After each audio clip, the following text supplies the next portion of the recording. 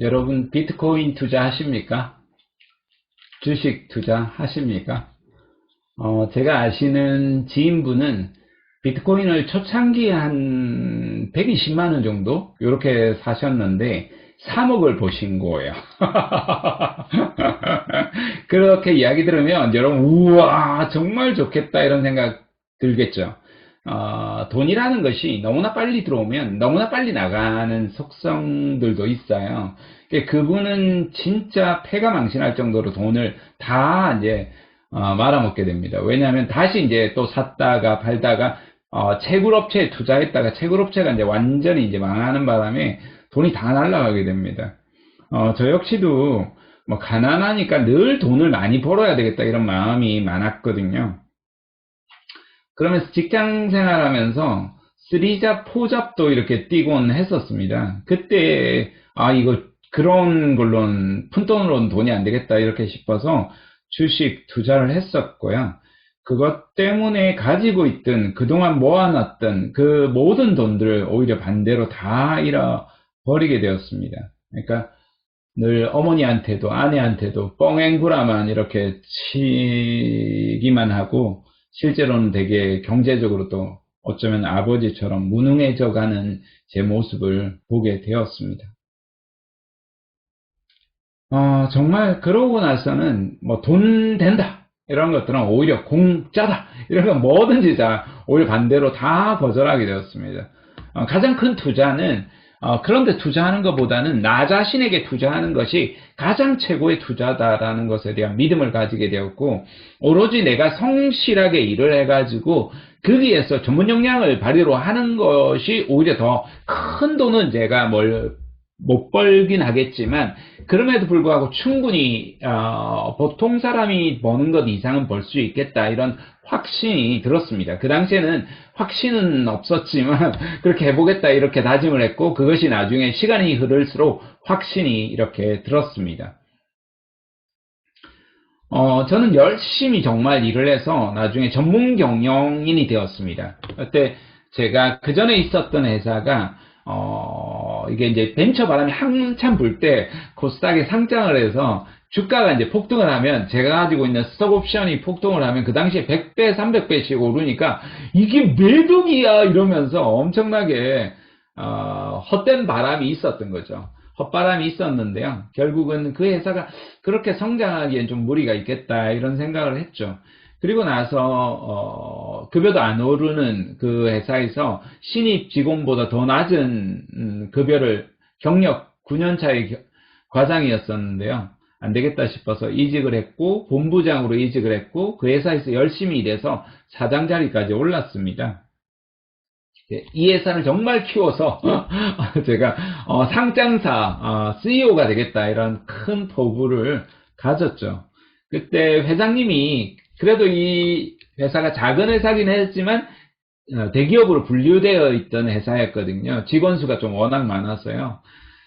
그 회사에서 회장님이 뻥뻥 저를 제일 아끼는 임원으로 이렇게 자랑도 많이 해주시고 칭찬도 많이 해주셨는데요. 뻥뻥 이제 광고비를 이렇게 지원해 주시겠다는 겁니다. 제가 이제 취업 포털 사이트, 여러분 아시는 그냥 취업 사이트라고 보통 이렇게 되어 있는데요. 그게 이제 사이트 하나를 탑10 안에 들어가는 사이트 하나를 제가 개발 운영을 했었거든요. 근데 전혀 그런 후원이 없으시더라고요. 아무 원도 없는 상황에서 결국은 그 사업을 실패할 수밖에 없었고요. 물론 그 회장님 탓으로만 모든 걸 또 다 돌리기에는 부족한 부분이 있죠. 제가 그만큼 경영 능력이 못 됐고 리더십도 부족했고 구성원들의 여러 가지 것들을 역량들을 끌어내지 못한 제 책임이 있었던 거죠.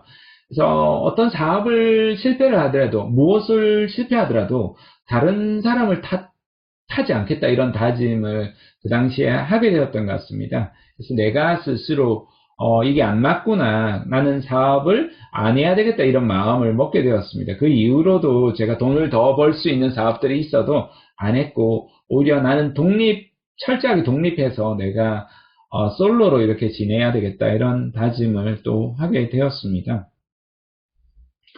그래서 제가 그 마지막으로 사표를 쓰고 나오면서 세상에 열정을 불어넣는 동기부여 강연가가 되겠다, 이런 목표를 가지고 혼자서 주말 부부를 하면서, 저는 경기도 일산에 살고 아내는 부산에 그렇게 살았죠. 이런 새로운 도전, 그 당시에는 너무너무 불안했습니다. 그 당시에 나이가 39이니까 39에 나와서 뭔가 사업을 하기에는 너무나 그 당시에 가진 것도 없고 재능도 없고 이랬기 때문에 불안했었거든요. 또 한편으로 그렇게 이제 강연가로 활동을 하면서 제가 일반 취업 강의하시는 분들하고는 또 다르게 이런 이야기하면서 송구하지만 강연료를 굉장히 많이 받았거든요. 지금 여러분 선생님 주시는 강연료보다 10배는 더 받았거든요. 10배까지는 좀 무리인가요? 맞네요. 10배네요. 10배 정도는 그렇게 받았습니다.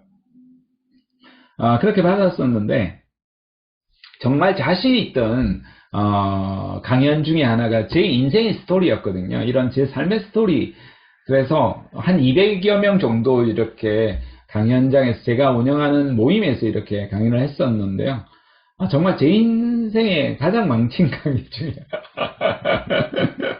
하나였습니다. 강사로서도 이런 강사는 사라진다, 정말 강의 잘하시는 분이 이야기를 하는데 그 7가지 조건에 모두 다 제가 해당이 되더라고요. 그래서 어떻게 이렇게 무능할 수 있을까? 어떻게 근데도 불구하고 살아남을 수 있었을까? 이런 생각도 들었습니다. 그건 공부였죠.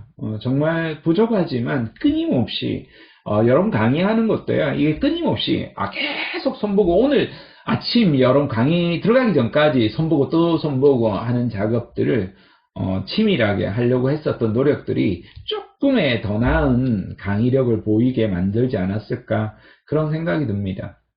작가로서도 실패입니다. 엄밀하게 이야기하면 작가라는 것 꿈자차도 없었죠. 책 한 권을 제가 쓸 거라고 생각을 못 했었는데요. 지금까지 책을 한 10여 권 이상의 책을 썼습니다. 그래서 원래는 올해 한 2권 정도의 책이 나와야 되는데요.